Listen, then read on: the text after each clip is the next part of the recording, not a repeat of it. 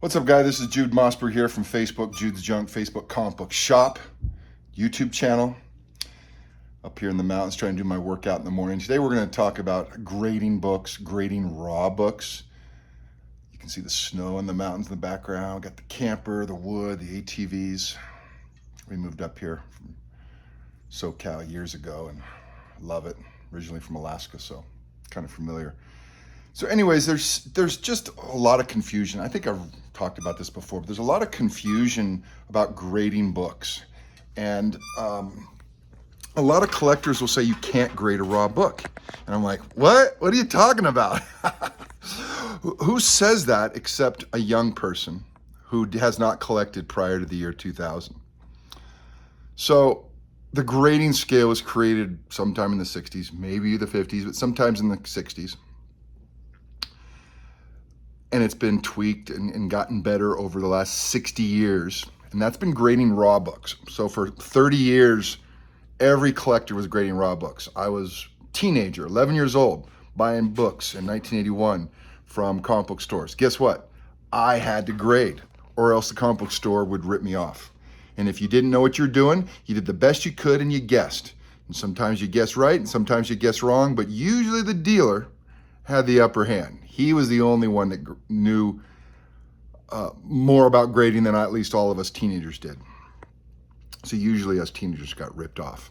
Yeah, I was buying newsstand books, but in the 80s, comic book shops got more popular, so we'd drive the 2 hours down to Phoenix, go to a comic book shop, and it was just like heaven. It was like the first time we had a whole store just to comic books, and usually we'd go sit in the bookstore on the floor next to the rack and look through the books and read them, and we were the kids in the corner, and all the other adults were buying the regular hardback books, looking down at us, and the cashiers would treat our comic books like crud when we bring it up. Please don't bend the pages, ma'am.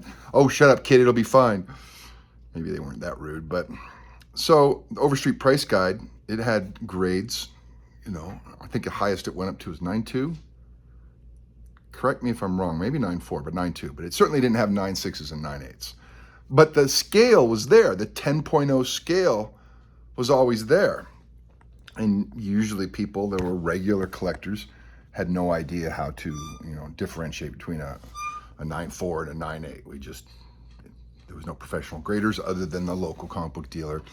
And in many cases, he was the one that put the little black marker on the black spots of the Silver Ages, and they call it restoration now. He was just ripping us off. There was no restoration. He was trying to hide the little ticks on the corner and selling it to us kids. Oh, look, it's in great shape. And we didn't have ultra red. We didn't think of having ultraviolet light and all that stuff. So we often bought books that had problems, missing MVS stickers inside and whatnot. I'm going to try to use hands-free.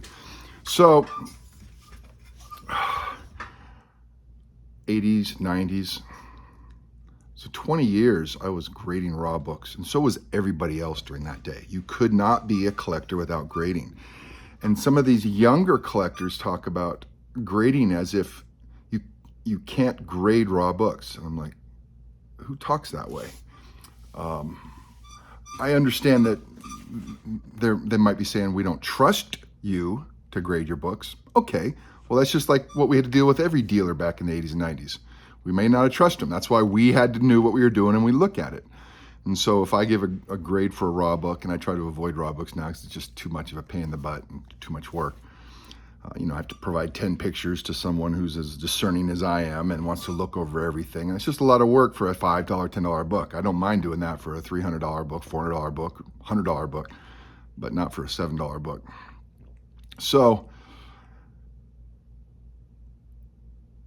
but someone just put up a question that says, should we have a different grading scale for raw books than graded books?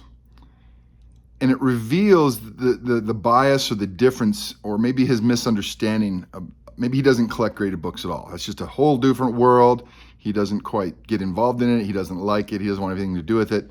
But for some reason, he thought graded books needed a different scale than raw books. So grading just looks over the condition of the comic book. That's all it does. And every single collector had to grade their own books, whether they were buying, selling, or trading. You did that. You wanted to look at the condition. Now, would you be exact? No, you might say 7.0 to 8.0. That would be your guess.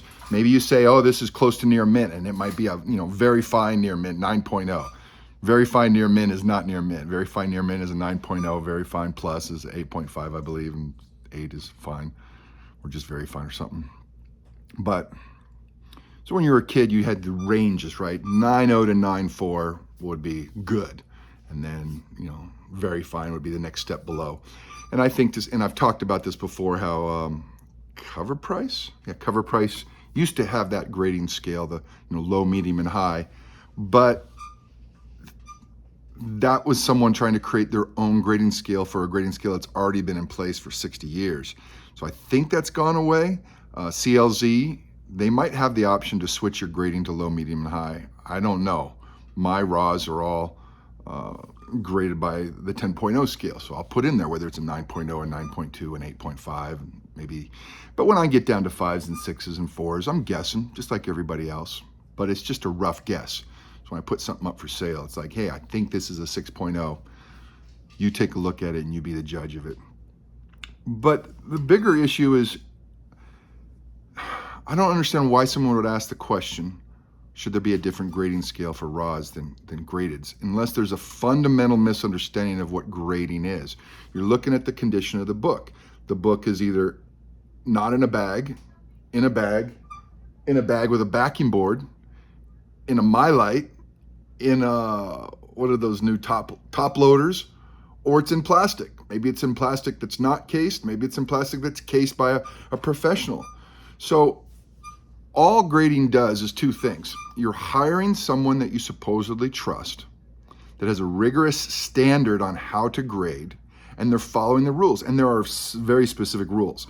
It can have one tick. It can have, if it's over 3 more ticks, then it goes down to the next grade. Those ticks can be 1 centimeter and under, but if they're over 1 centimeter, then they count for a lower grade. But if they're under 1 centimeter, then they don't count. So there's all kinds of little rules, the little corners. It could be a manufacturing split. That's why you see the little rips in the corners often on 9.8 books, because they redeemed a manufacturing split and they didn't count against it. But then when you see the split corner that goes down a little bit further than what the manufacturing error did, so manufacturing error starts it, that's not graded negatively, but over time, wear and tear, it splits a little bit more, 2 or 3 centimeters. Now it's a big rip in the book. So I think a lot of novices may not know the distinction, and they see the little ticks in the 9.8. They see the little corners bent. Even to this day, and I grade hundreds of books every few months, I can't tell if a corner is a manufacturing rip or a split spine.